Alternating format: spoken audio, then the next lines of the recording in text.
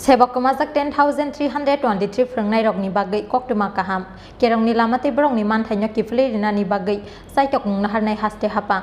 Srang salo sebok kemazak 10,323 Phrwngnairok bai malaimani jorawa Haphang Phirokmung rikha hastini mantri okra Dr. Manik Saha.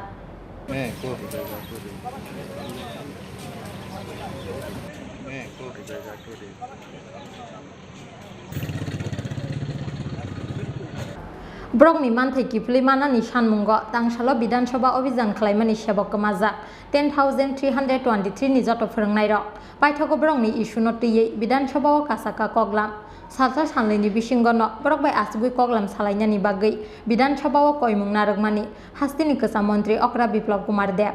Abni yaglo Brok bai malainani bagwi Bidhan Sabha o kogrumani hastini mantri okra Dr. Manik Saha.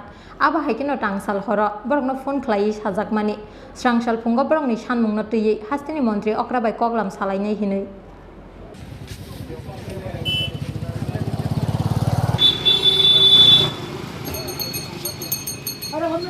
Sekango jora khajak tongmani haikino srangsal phungo hastini mantri okra bai koglama achuklaika All Tripura Victimized Teacher Association tei sebok kemajak 10,323 ni Joint Action Committee ni ojamaro koglam salaimani jorawa hastini mantri okra Dr. Manik Sahano karibo manjaka hastini Advocate General tei Law Secretary akosong Kerongni Lamatwi Brokni Manthaino Kiphilwi Rwnani bagwi Chaitokmung Naharnai haste Haphang hini Phirokmung rikha hastini mantri okra Dr. Manik Saha hini saka koglam salaimani pandawo manjaknai 10,323 ni Phrwngnairok.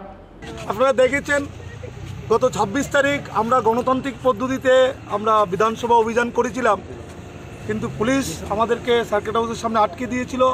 সারাদিন রাস্তা প্রায় 4টা অবধি রাস্তা বন্ধ ছিল এবং আমাদের উপরে জল কামান টিয়ার গ্যাস লাঠিপেটা করেছে। প্রায় 70 থেকে 80 জন শিক্ষক শিক্ষিকা আহত হয়েছেন।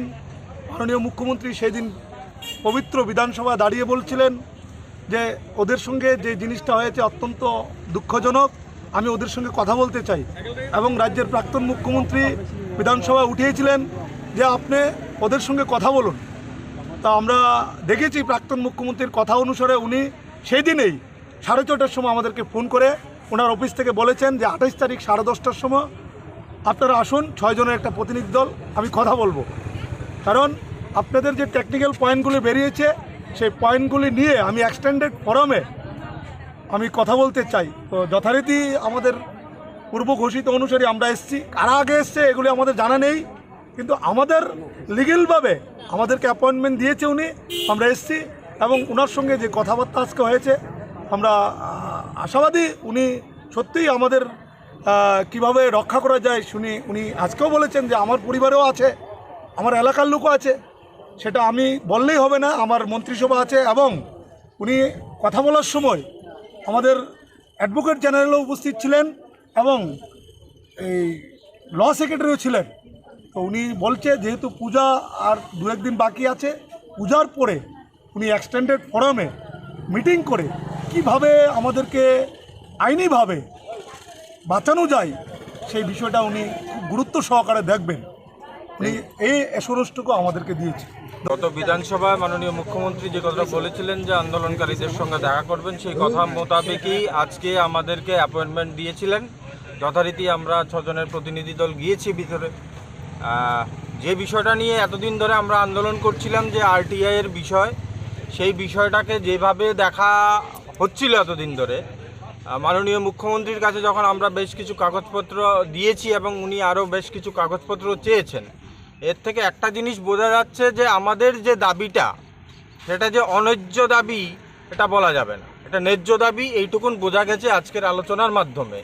কিন্তু এই মুহূর্তে যেহেতু দুর্গাপূজার মরশুম, উনি এই মুহূর্তে এটা নিয়ে কিছু করতে পারছেন না।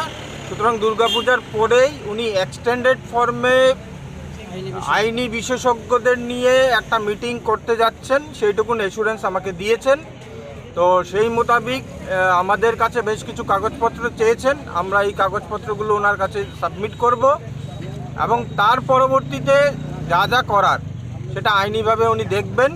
এবং আমরা যে এতদিন অনেক কিছুই বলছিলাম যে আমাদের এই ডিমান্ডটা হয়তো বা অন্যায্য, অনেকখানেই আমরা ঘোরাঘুরি করছিলাম, কিন্তু উনি আজকে যে কথা বললেন যে এই কাগজপত্রগুলো এখন আমার কাছে এসছে, টেকনিক্যালি আমি এই বিষয়গুলো নিয়ে দেখতে হবে। এবং আমাদের এই আজকের এই দেখা করার সময় আমাদের রাজ্যের অ্যাডভোকেট জেনারেল এবং ল সেক্রেটারি দুজনেই উপস্থিত ছিলেন এবং বৃত্তান্ত আমরা ওনাদের সামনেও তুলে ধরি এবং ওনাদের সামনেই রাজ্যের মাননীয় মুখ্যমন্ত্রী বলেছেন যে এই বিষয়টা নিয়ে আবার দেখতে হবে এবং এক্সটেন্ডেড ফর্মে যদিও উনি আগে কথা বলেছেন কিন্তু এই মুহূর্তে যে এই কাগজগুলো আমরা দিচ্ছি এইগুলো নিয়ে আবার ভালোভাবে কথা বলে উনি দেখবেন। শুধু তাই নয়, নতুন টেকনিক্যাল যে বিষয়গুলো উঠে এসছে এই বিষয়গুলো নিয়ে উনি কথা বলবেন। আজকে আমরা 10,323 ক্ষতিগ্রস্ত শিক্ষক সমাজের পক্ষ থেকে রাজ্যের মাননীয় মুখ্যমন্ত্রী শ্রীযুত ডক্টর মানিক সাহাজির সাথে আমরা এইমাত্র দেখা করে আসলাম। আমাদের দেখা করার মূল উদ্দেশ্য আপনারা প্রত্যেকে জানেন, 10,323 এই রাজ্যের একটা বহুল চর্চিত সমস্যা। এই সমস্যা নিরসনে বর্তমান সরকারের মাননীয় মুখ্যমন্ত্রী থেকে শুরু করে গোটা ক্যাবিনেট উনি আমাদেরকে অবগত করেছেন যথেষ্ট আন্তরিক। যেহেতু ম্যাটারটা খুব জটিল, তো স্বাভাবিকভাবে আমরা ওনার কাছে দাবি রেখেছি। দেখুন, 2014 সালের 7 মে হাইকোর্ট চাকরিচ্যুত শিক্ষক সমাজের বিপক্ষে একটা রায় দান সেই সময়কার সময়ে দিয়ে থাকেন এবং সেই সাপেক্ষে পরবর্তী সময়ে তৎকালীন বামফ্রন্ট সরকার সুপ্রিম কোর্টে যায় চ্যালেঞ্জ করে, একই রায় বহাল থাকে। এখানে আমরা যেটা লক্ষ্য করেছি, গত কিছুদিন আগে আমাদের চাকরিচ্যুত শিক্ষক সমাজের একটা বৃহৎ অংশ মাননীয় দেশের মহামান্য সর্বোচ্চ আদালতের কাছে তথ্য জানার অধিকার আইনে মোতাবেক যখন জানতে পারেন যে আমাদের শিক্ষক সমাজ যে 2014 সালে 7 মে যে রায়টা হাইকোর্ট দিয়েছিল এবং পরবর্তী সময় সুপ্রিম কোর্ট যেটা দিয়েছিল সেই সাপেক্ষে সেখানে মাত্র কতিপয় শিক্ষক যাদের বিরুদ্ধে মামলা হয়েছে তাদের চাকরি চায়, কিন্তু বাকি শিক্ষকরা এই মামলার পক্ষভুক্ত নয়, ত্রিপুরা সরকার ভার্সেস তন্মনাথ অ্যান্ড আদার্স মামলায়।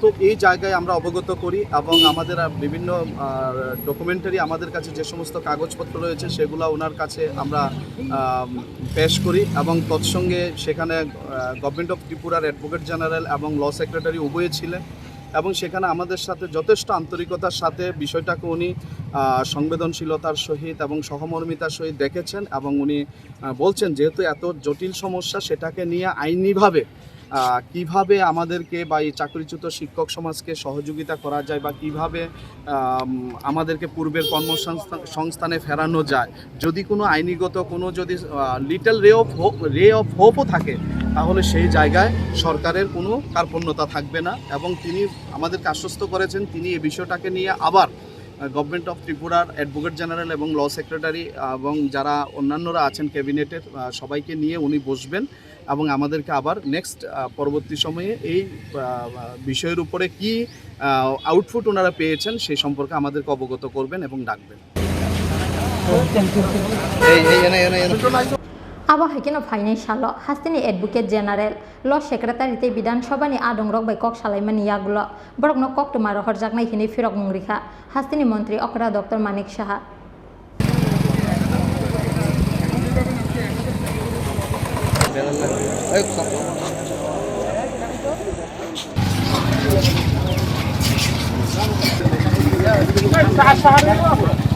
Rajakor agulini simi pranamni koktum Chin Khorang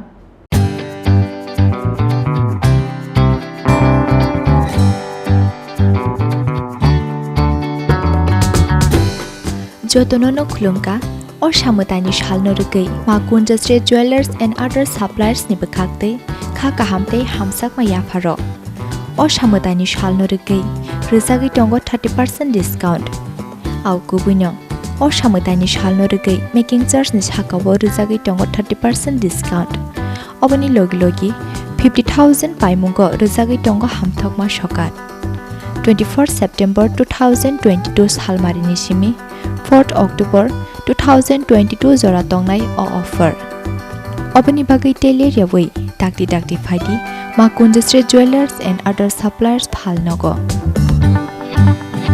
Chini ni kuma makun industry jewelers and other suppliers proprietor Deepak Debnath Champaknagar Bazar Assam Agartala Road Salthang Tripura contact number 7005658,734 एबा 70053175888